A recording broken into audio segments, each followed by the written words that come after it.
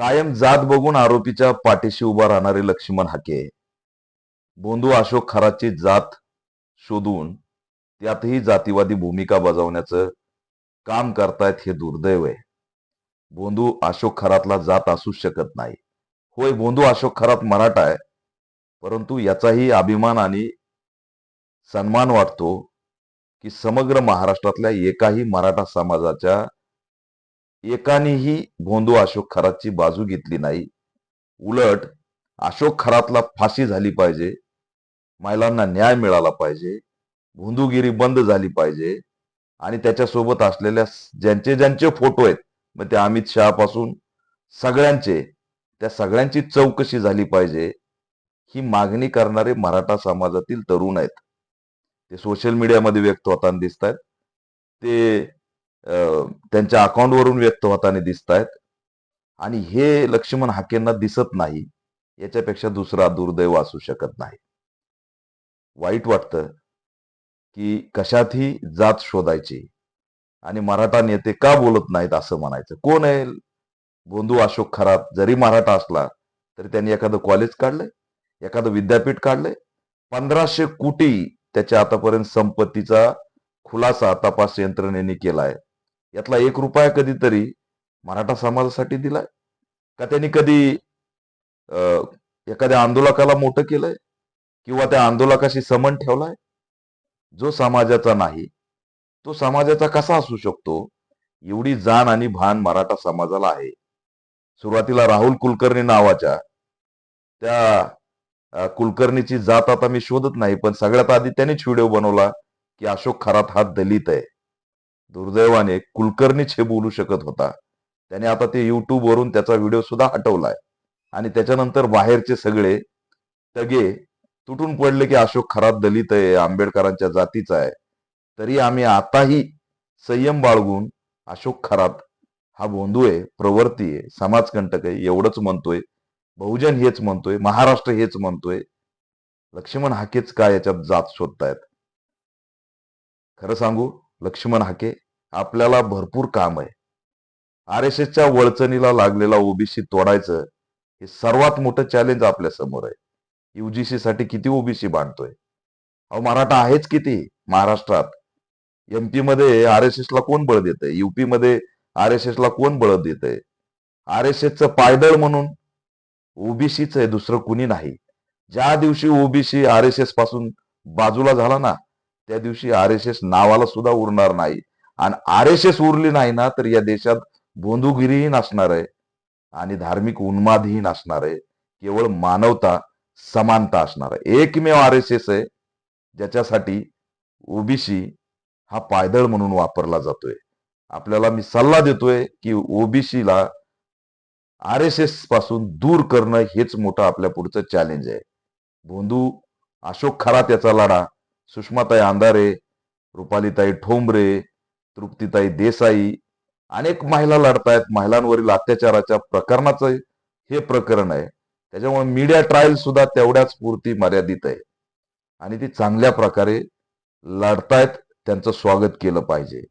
पण या प्रसिद्धी झोतात सुद्धा माझा नंबर लागावा म्हणून मग आंतरवली सराटीकडे जायचं आणि माझा मित्रच काय याच्यात बोलत नाही म्हणून काहीतरी बाईट द्यायची, हे हास्यास्पद आहे. लोकांना सगळं समजतं. आज लोक अनेक प्रश्नांपासून हवाल दिलेत. जनावरं मेलेत, माणसं वीज पडून मेलेत. मराठवाड्यात मेलेल्या या परवाच्या अवकाळी पावसातील पीडितांची जात सांगा ना हो, आणि त्यांना सरकारने मदत करावी म्हणून खुशाल पुढे यावं, त्यासाठी आपण सोबत लढू. पण त्या मेलेल्या पीडितांची जात दिसत नाही. तो शेतकरी असतोय, कष्टकरी असतोय, मजूर असतोय, तो बहुजनच आहे ना. त्याची जात शोधायची नाही. पण ज्यांनी कोणत्याही समाजाला 1ही रुपया दिला नाही, केवळ लुटमार करत महिलांचं शोषण केलं, तिथं जातीचा कोण बागुलबुवा उभा करणार आहे? प्रदीप शर्मा देशाची माहिती पाकिस्तान इकडं तिकडं द्यायचा. 2 दिवस सुद्धा बातमी टिकली नाही त्याची. देशद्रोही होता, शर्मा होता. विचारली का जात? त्या नवी मुंबईमध्ये घरी येऊन रुसून गेलेली मुलगी, बहीण आपली, तिची जात मला माहिती आहे. मी तिच्या घरी भेटून आलोय, तरी सुद्धा सांगितली नाही. मंदिरात गेली, तिला वाटलं मंदिर सुरक्षित जागा आहे. शिळफाटा, गणेश गोळ मंदिर, 3 पुजारी मिश्रा, शर्मा, पांडे या तिघांनी तिच्यावर 5वी अत्याचार करून मारून बाजूच्या जंगलात फेकलं. तिकडल्या फिरणाऱ्या गुराख्याला तिचा मृतदेह दिसला. एवढी बेकार अवस्था केली जिजाऊची आणि अहिल्याच्या लेकीची. व तिथंही या मिश्रा, पांडे, शर्माची जात शोधायला कोणी नाही आलं. पण आज अशोक खरात प्रकरणात प्रत्येकाला जात शोधावी वाटते. याच्यापेक्षा दुर्दैव असू शकत नाही. होय, शोधली ना जात, आम्हाला अभिमान आहे. संतोष देशमुखची जात आम्ही शोधली.